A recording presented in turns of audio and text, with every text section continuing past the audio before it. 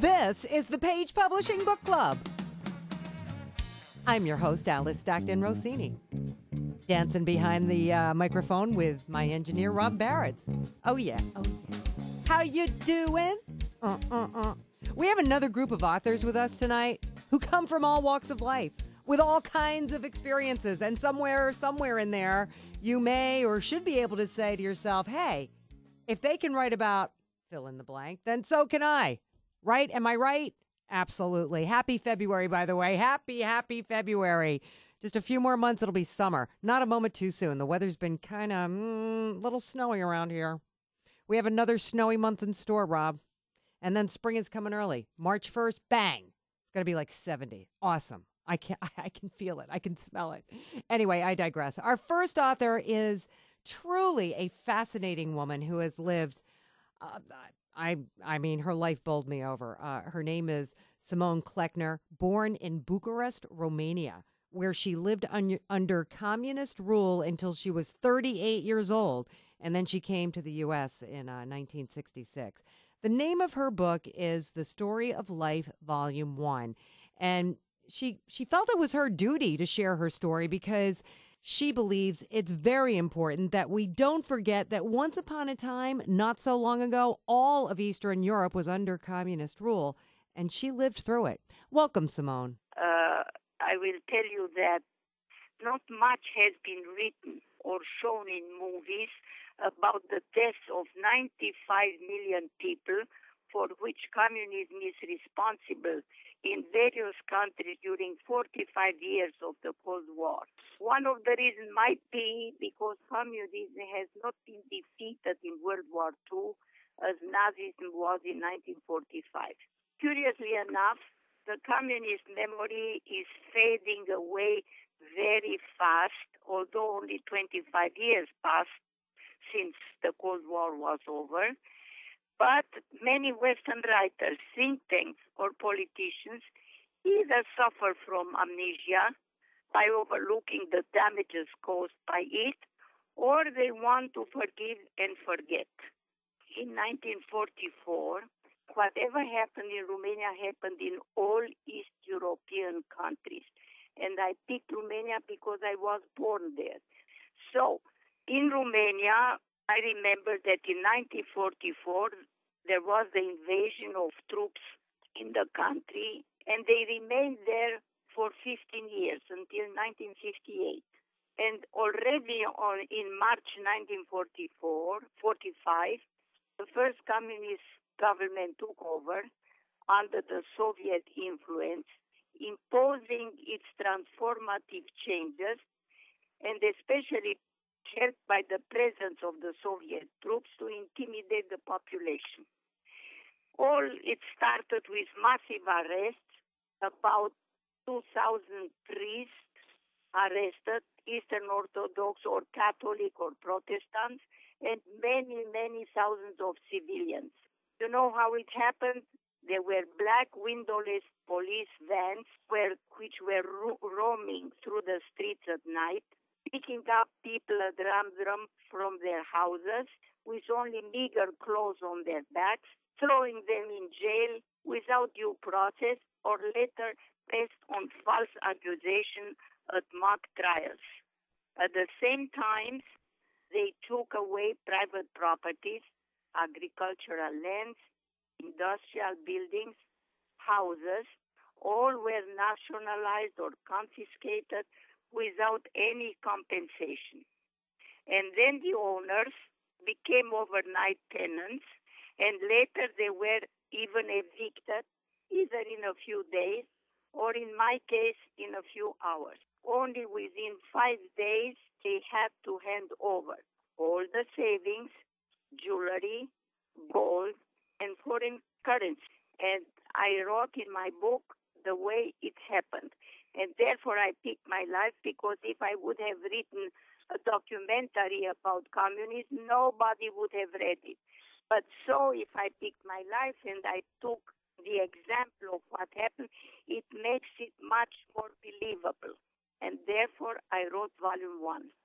My message is that coming to the United States and seeing the way it was in 1966, I was marveled by the liberty we had and by the way all the doors were open and I could follow my career.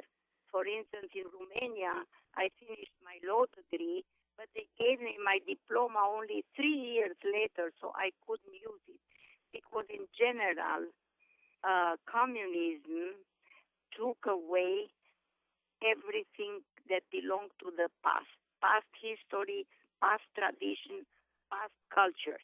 They wanted to wipe out everything and to start all anew.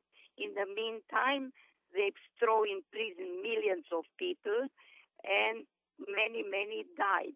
So my message is all the countries should follow American democracy the way I found it in 1966 when I came. And all I can say is God bless America. Oh, Simone, thank you for that. You know, I don't think Americans appreciate how fortunate we are to have the things we have, to live the way we do. I'm really, truly looking forward to Volume 2, Simone. And that's where she will share with us how living in America changed her entire life. All right, our next author also drew on life experience, but Ali Mar Peterbach turns her experience around in a very interesting way. So, Ali, first, tell us what the Sapphire Scarf is about. Well, it's about a woman that has a very loving relationship with her husband, and he gives her a gift of a sapphire scarf. And when she loses him to illness, and she kind of uses the scarf as a security blanket through her daily life. In her future, she wants to make sure that it's with her at all times. She wants to remember her husband's lovingness. She just becomes a new person after she has struggled to manage everybody around her. So her husband had given Alexis a retirement home, and he did it all secretly.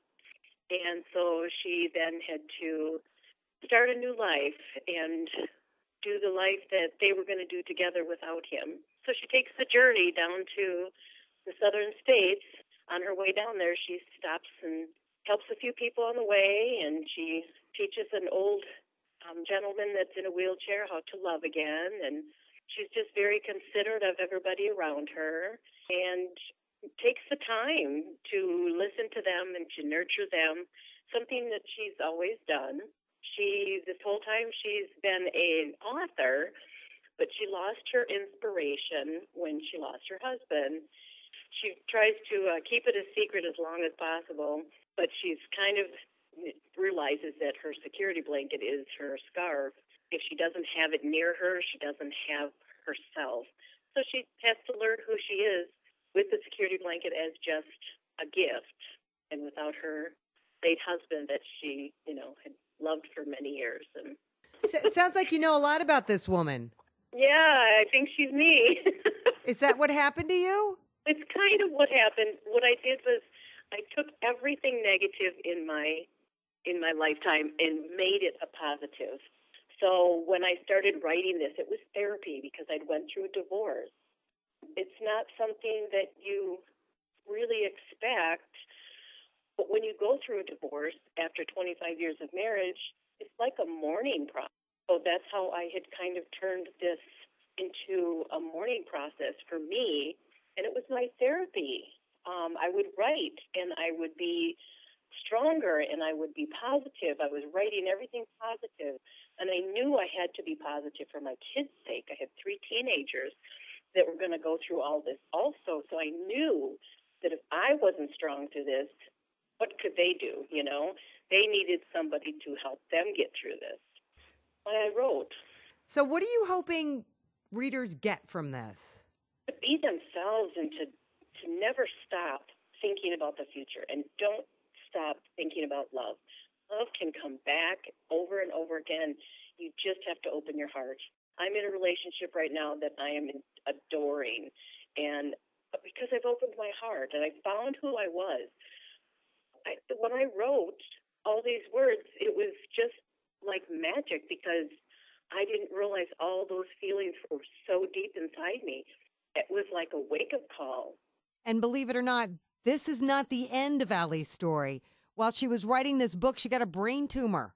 And she had to use a program on her computer that reads back to her. So she can, say what she writes, and it writes the computer I don't know. I'm not sure how the program works, but the fact of the matter is this is an unbelievable story of resilience, finding a way to deal with divorce and extreme health issues, and still she manages to find a way to continue her journey of self-discovery and write a book. Are you giving off good vibrations? Reminds me of, what is it, the Beach Boys? This is what Kenneth Griffin Jr. explores in his book entitled The Law of Attraction Saved My Life, and it can save yours. All right, Ken, explain. Everything that you do gives off a vibration. If you give off from an emotion of love, you give off a positive vibration. If you give off an emotion of fear, you're giving off a negative vibration. Those vibrations back to you as a magnet. That's why they call it the law of attraction. So you attract back to you that which you give out. If you're thinking positive, you're giving out positive things, and at the same time, positive things will happen to you. But if you're thinking negative and acting negative, then negative things will come back. That's why, when you wake up and you stub your toe and you say, oh, this is going to be a horrible day, it just continues to spiral out of control like that because you're thinking to yourself it's going to be a horrible day. And the best thing about it is you can't hide it because it's a law of the universe, kind of like the law of gravity, where it's there and you can't break it. So you can lie to yourself and say, I'm really happy today. But if you're not happy and you're just faking it, you're still going to get what you give.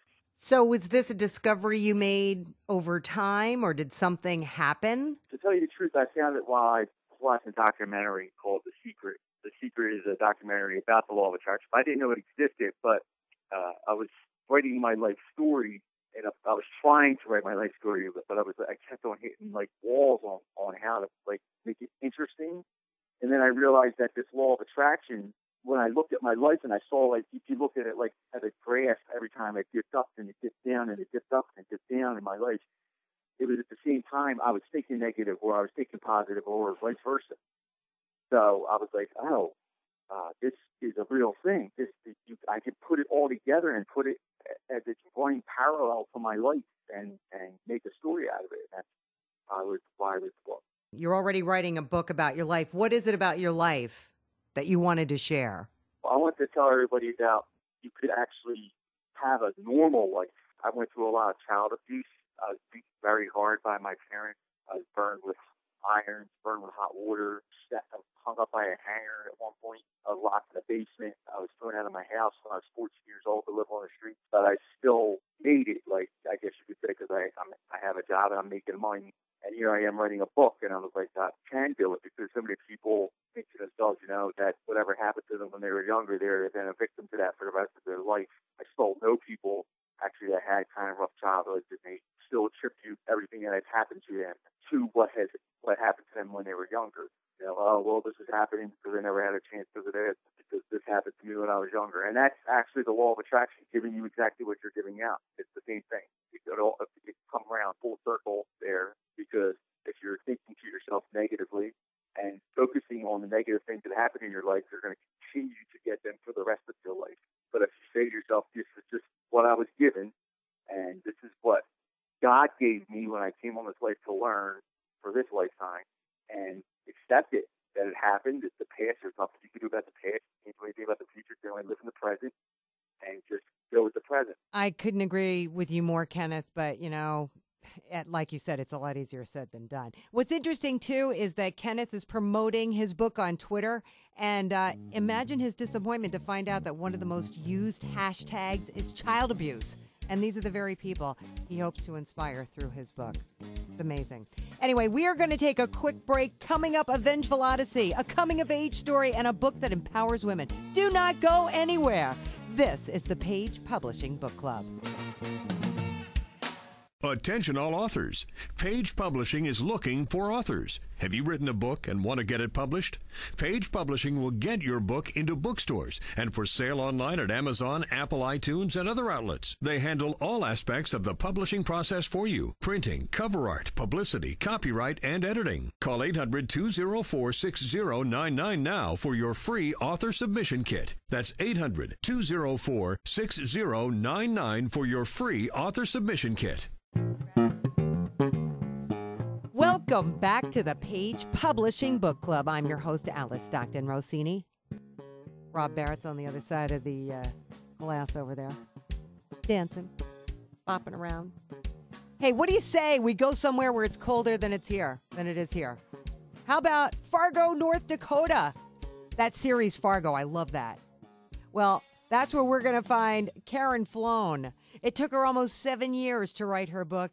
It's entitled Pemberton Mackey. And at first it was just a hobby. She would, take her pages down every now and then and kind of add to them and embellish the story. And then she decided, hey, I think I should get this published. So, Karen, just for starters, where'd you get the name Pemberton?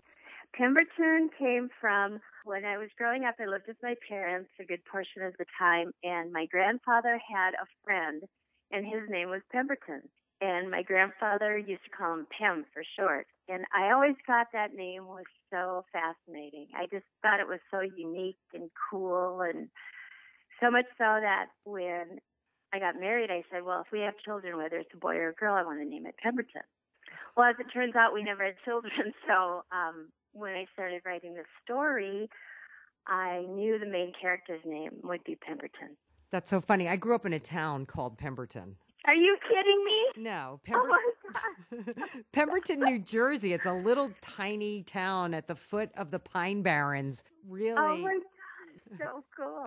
What's the book about? Well, it's about this woman. Her name is Pemberton Mackey, and she's about 39, and she's recently divorced. And she moves back to her hometown of Minneapolis, Minnesota, and she wants to start a fashion business because she loves to design clothing. And so she dives right in head first, and the story just tells of her adventures, the people she meets, and reconnecting with her family, her mother and father, who are very supportive and great people, and her sister, Ashley, who is very snobby and very rude, and she has no filter. She just says whatever's on her mind. But I really love her because she's sarcastically great. Do you have any connection to this story at all? Yes, I think as far as fashion goes, I've always been very, into fashion. I like to style myself. I started a Pinterest page for Pemberton Mackey. So if anybody's interested in knowing what her style or her fashion aesthetic is, you can go onto Pinterest and look at Pemberton Mackey's page. What is she like? What kind of style? How does she dress? If you could call her style, it'd be like minimal, even masculine. I mean, she loves to wear pants and turtlenecks, and she likes to wear not suffocatingly tight clothes like her sister. She likes to just be more of a mystery as far as her fashion goes. And that's in the book, too, because her sister kind of battles for this thing. Why are you always wearing these baggy clothes? Pemberton defends herself by saying, well, I like to be a mystery, and I think that she has the better of Ashley for once and says, men like mysteries. And Ashley steps back and she goes, well, they like boobs better. So, I mean, they have that kind of relationship, and it works. I mean, they're very close in a strange kind of way. If you know me and you read the book, you could say, I mean, I've had friends say to me, Karen, you're Pemberton. And I said, well, in a very loose kind of way I am. We're both fiercely independent. We're both a little bit on the neurotic side because we don't have a whole lot of self-confidence, but we know what we want in life. So we're very determined, and just like Pemberton, I mean, she knows what she wants and she goes for it. I could see it being a really fun miniseries, a 2016 version of That Girl or Mary Tyler Moore or something like that. So she empowers women. She empowers women, definitely, most definitely, yes.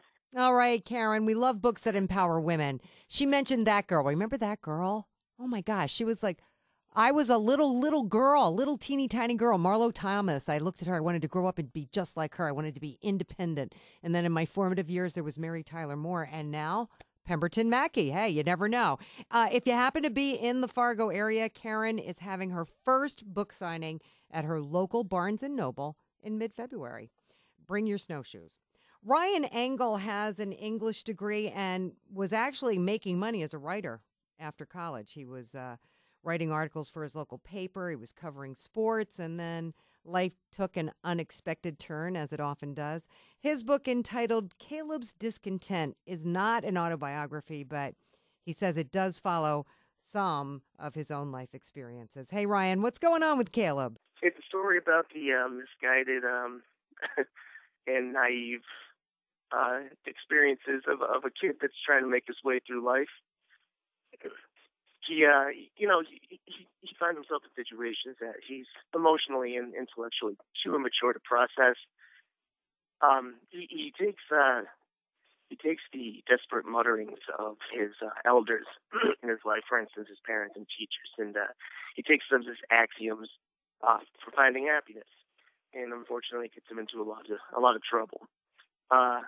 What he does is, early on in life, he vows to find emotional wealth and happiness through life experience, through raw, visceral experiences. And he finds himself getting himself into a bit of trouble. But he's looking for emotional wealth, as I said. He's looking for positive and negative emotions. What happens is he finds love, and he finds love early, and it's taken away from him. Consequently, he gets sucked into a depression and rage. It leads to drug use eventually. He's born into a rural middle class family. I mean, everything is as far as he knows, is wonderful. But once that happens to him, he realizes that there's more to life, and he starts searching for squalor. Essentially, he wants to be able to appreciate the life that he was born into. So he starts looking for negative events that he can learn from. It leads to sexual addiction. It leads to drug addiction, and he's just trying to, at the end, redeem himself. Wants to return to normalcy. So it's not a typical story about a junkie trying to get clean. It is a story about somebody that wants to at least appreciate the life that he was given. Does he eventually appreciate the life he was given? He does. It is a very graphic journey. I don't mince words, but he does eventually make an attempt to return to what he knows is normalcy. The message is sometimes searching for emotional and intellectual wealth can lead you down roads that you don't necessarily want to be on. But as long as you could take away some sort of learning experience, nothing that happens in life is a bad thing. As long as you could take away some sort of lesson from everything that you do. He ends up appreciating what he knows is normalcy, but he thought he didn't want. All right, Ryan, I can so relate to your story. With my brothers, with my own kids, going out and experiencing things and trying things and not really knowing where it's going to take them. And as a parent, all you can do is sit back and go, God, please keep them safe, because you got to make those decisions for yourself. All right, finally, we have time for one more, right, Rob? Of course we do. Radwan Sadeh had one of those moments where he was sitting at the edge of the water in Lewis, Delaware, thinking about what he wanted to write about. He knew he wanted to write, and he just sat there, and his outline for Alex Diggs' Vengeful Odyssey emerged. Just like that, Radwan? Yeah. The first page in the book is a page I wrote over probably 100 times. And the one day that I wrote that page, that in the first page of the book, the way that it materialized, from that day forward, I didn't stop writing.